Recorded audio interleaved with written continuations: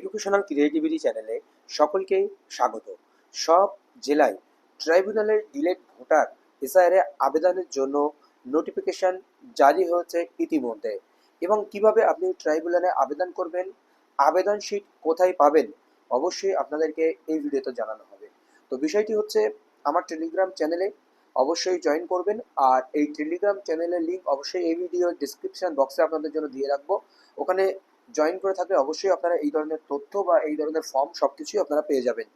তো চলুন কিভাবে ফিল আপ করবেন বা কিভাবে ফর্ম জমা দেবেন, কিভাবে লিখবেন, আপনার এসডিও অফিসে কিভাবে জমা দেবেন বা কি কি ডকুমেন্টস দেবেন, পুরো বিষয়টা এই ভিডিওতে আমরা দেখে নেব। কি notification for appellant tribunal for hearing appeals against order pass by the designated judicial officer in respect of inclusion or exclusion of prospective elector in the electoral roll.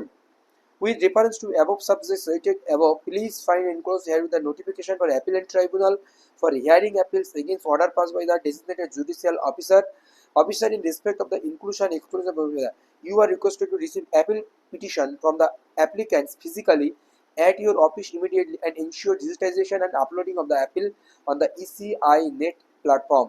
The subdivisional officer এর নিকট এই যে তথ্যটি পাঠানো হচ্ছে প্রত্যেক sub divisional অফিসে, কারণ আপনার নোটিশটি এসডিও অফিসে জমা দিতে হবে। প্রত্যেক ভোটারের ডিলেট ভোটার তাদের সেই নোটিশটি তারা প্রত্যেক সাব ডিভিশনাল অফিসে গিয়ে জমা দেবে। সেই সাব ডিভিশনাল অফিসে জমা দেওয়ার পরে সেই সাব ডিভিশনাল কনসার্ন অফিসার সেগুলো ডিজিটালাইজ করবে, আপলোডিং করবে ইসিআই নেট প্ল্যাটফর্মে। এই হচ্ছে মূলত নোটিশ। এখানে সেই নোটিশের উপরে ভিত্তি করে কিছু গেজেট প্রকাশিত হয়েছে। সেই 20/3/2026 যে গেজেট প্রকাশিত হয়েছিল, সেই গেজেটের লেখা এখানে রয়েছে, in pursuance of the instruction of the election commission of India, the information regarding appointment of appellate tribunal for special intensive revision 2026 is published of general information. এবার বিষয় হলো, আমরা যে জিনিসটা দেখব সেখানে যে গুরুত্বপূর্ণ তথ্য একটি রয়েছে সেটা হচ্ছে যে কিভাবে আবেদন করবেন, কি কি ডকুমেন্টস লাগবে, আর ট্রাইব্যুনালে কারা কি দায়িত্ব রয়েছে সেটাও আপনারা এক পলক এখান থেকে দেখে নিন। আমি ধীরে ধীরে স্ক্রল করলাম, আপনারা দেখে নিতে পারবেন।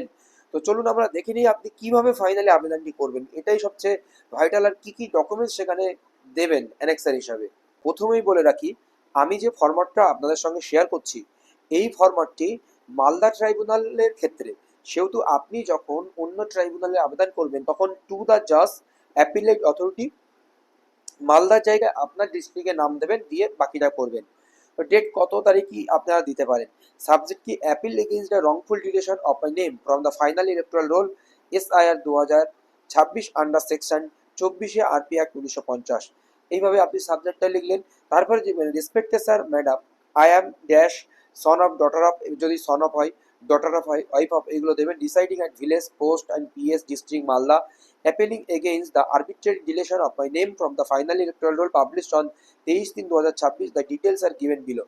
এবার আপনি এই বয়ানটা লিখলেন। এই বয়ানটি লেখার পরে আপনি 1 নম্বরে আপনার এপিক নম্বর দিলেন, আপনার পার্ট নম্বর দিলেন, সিরিয়াল নম্বর দিলেন, আপনার অ্যাসেম্বলি কনস্টিটিউশন নেম দিলেন, যেমন এখানে 53 সোজাপুর ইত্যাদি ইত্যাদি হতে পারে। যে নাম, যে অ্যাসেম্বলি কনস্টিটিউশন বিধানসভার নাম আপনি এখানে লিখবেন।